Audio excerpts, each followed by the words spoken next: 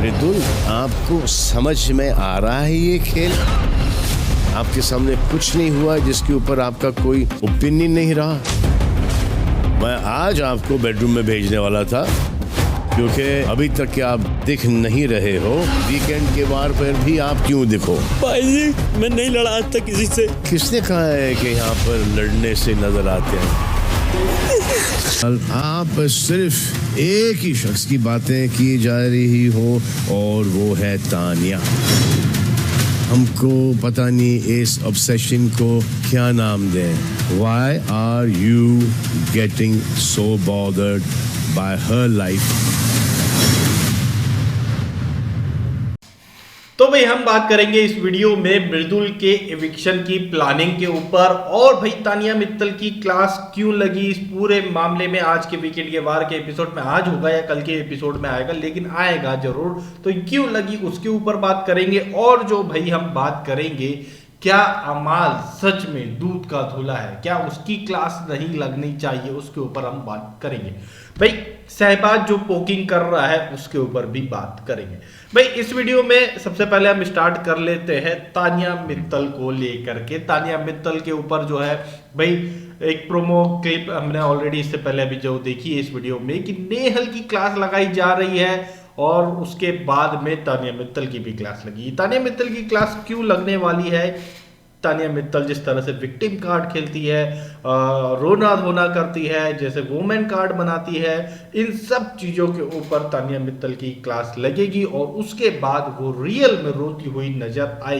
भाई तानिया मित्तल और नेहल के बीच में जो अभी एक दो एपिसोड पहले जो लड़ाई हुई थी और वो एक दूसरे को जो लेकर के बाप, फैमिली और प्लेट में सजा के दी गई है, मेरा बाप ये करता था, मैं वो करती थी, मैं क्या करूं, इस टाइप का जो इन लोग का पूरा लड़ाई हुई थी उसके ऊपर इन दोनों की अच्छी खासी जो है क्लास लगने वाली है। नेहल की भी लगेगी, जबरदस्त तरीके से लगेगी, क्योंकि नेहल की तो लगना ही है भाई।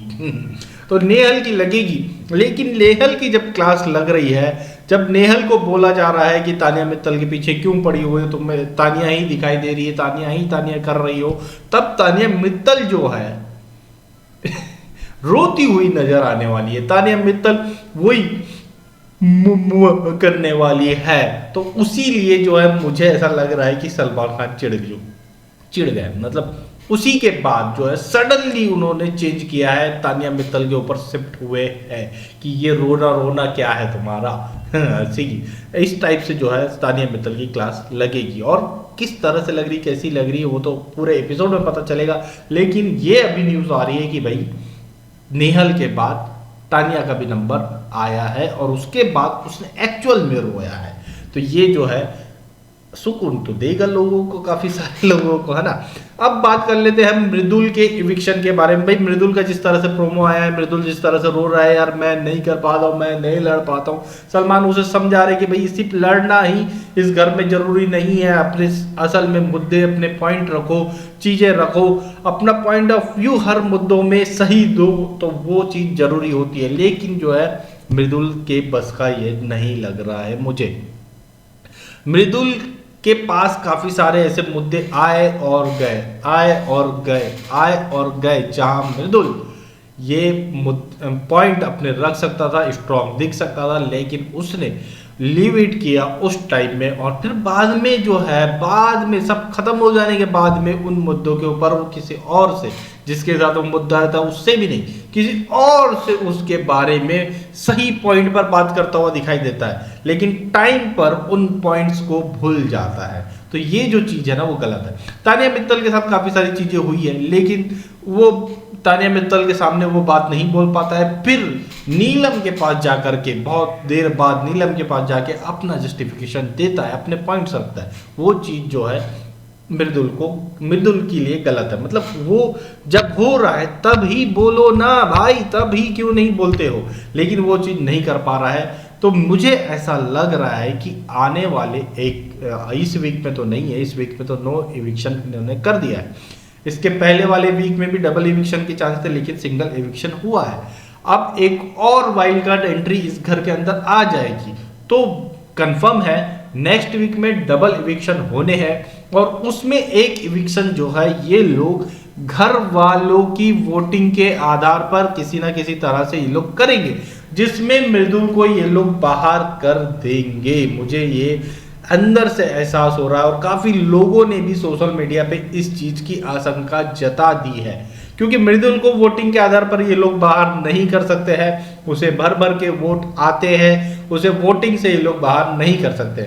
दूसरा इविक्शन जरूर वोटिंग के आधार पर होगा, लेकिन पहला इविक्शन जो है मृदुल का घर वालों की वोटिंग के आधार पर हो जाएगा, ऐसा मुझे लग रहा है, अंदर से लग रहा है। ऐसा कोई ना कोई टास्क प्लान करेंगे जिसमें मृदुल फंस जाएगा, या ऐसा कुछ ना कुछ क्वेश्चन करके वोटिंग करवाएंगे जिसमें मृदुल ही लोगों को नजर आएगा और मृदुल को ये लोग फिर बाहर कर देंगे। ये ऐसा प्लान मुझे लग रहा है। ये ज़्यादा टाइम नहीं है, नेक्स्ट वीक में ही ये चीज़ हो सकती है साफ तौर पर, क्योंकि मृदुल का जो यूज करना था इन्हें हो चुका है। मृदुल के जो फैंस थे उन्हें बिग बॉस की लत लगानी थी, जियो ऐप इंस्टॉल करवाना था, और वो सारी चीजें हो चुकी है। अब मृदुल से अब इनका कुछ खास बचा नहीं है, मृदुल कुछ खास कर नहीं रहा है, तो ज्यादा उम्मीद अब इन्हें है नहीं।